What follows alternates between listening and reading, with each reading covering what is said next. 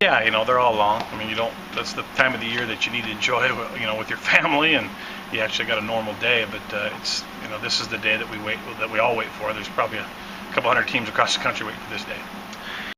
Team-wise, you replace them differently.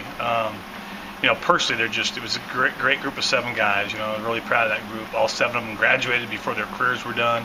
5 of them are in pro ball. The other 2 that aren't pro ball are off to their careers. So those guys are going to be hard to replace away from baseball. On the field, each year there's new guys, and there's plenty enough guys on this club that want to fill those roles. But I hope our guys turn into not only the players that those guys were, the kind of the men those guys became.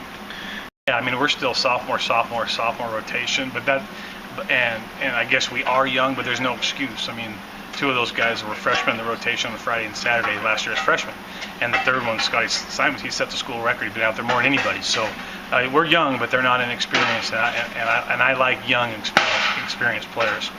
We like the guys that we have, for sure. We have some guys that have been out there quite a bit. We got some guys in some new roles. Obviously, Leckenby was starting last year on Fridays, and then ended up on Sundays, so he's our closer. And there's a lot of guys that have been back from last year. But there's some young arms that are very, very projectable, and they've worked really, really hard. And I'm looking forward to seeing those guys in this early spring to see what they can do come springtime.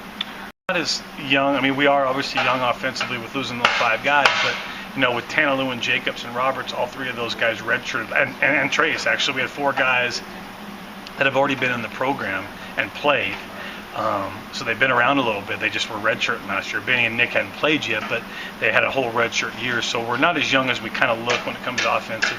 And I'm liking those 4 guys. Those guys will all play major roles in what we're trying to do.